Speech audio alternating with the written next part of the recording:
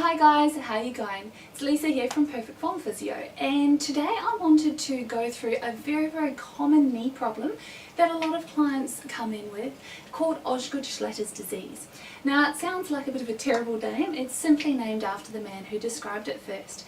And it's not really a disease, but a syndrome that happens in the knee, often in young students, people who are doing a lot of running and jumping while they're doing a lot of growing. Now it's often a bit misunderstood, so I wanted to go through exactly why it happens and how to fix it to help give you some relief if you're experiencing it yourself. Often when people consult medical practitioners, they are told that they have to wait and grow out of it. However, this often takes a period of a couple of years, so it's usually not very appropriate if you're involved in sport at a high level. So what we want to do is look at why it happens and how we can prevent it. Now if you look at the knee, you have your femur, your big thigh bone, you have your patella, your kneecap, and then you have your tibia and your fibula, the two bones of the lower leg.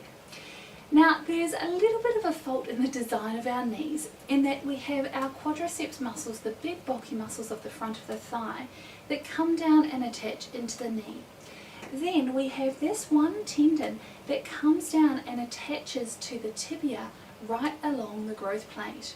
Now when you're doing a lot of growing, this area of bone is quite active and a little bit soft. So if you are jumping, running, things like that, this tendon is pulling up all the time where it attaches onto the growth plate. Now often this can cause irritation where it actually attaches on. It can actually cause a pulling up of the bone, or in some people they can even get a tiny fracture through the front. So this is something that we do need to take very seriously. Now if you're a parent or a student, you think this might be the case, you'll often feel pain if you press down below the knee, so not on the kneecap but down actually onto the shin bone.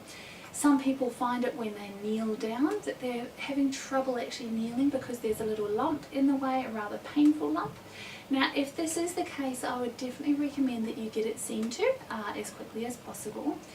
And there are many things that we can do to help prevent this load from pulling down. The first thing that we usually do is a simple taping technique to actually offload the load from the tendon out to the sides, and this can help drop the pain almost instantly. This of course is a temporary measure until we actually settle everything down. We definitely must look at what's going on in the hip and in the core to actually take the load out of the knees. We also have a look at what's going on in the foot, because if you're not absorbing shock through the feet, then you'll tend to brace the knees and this can exacerbate it. So if you feel that you have any problems going on below the kneecap that you may feel is Osgood-Schlatter's disease, or if you've been diagnosed it by a therapist, make sure that your rehabilitation program is taking into account your core, your hip control, some work around the knee, but also your feet.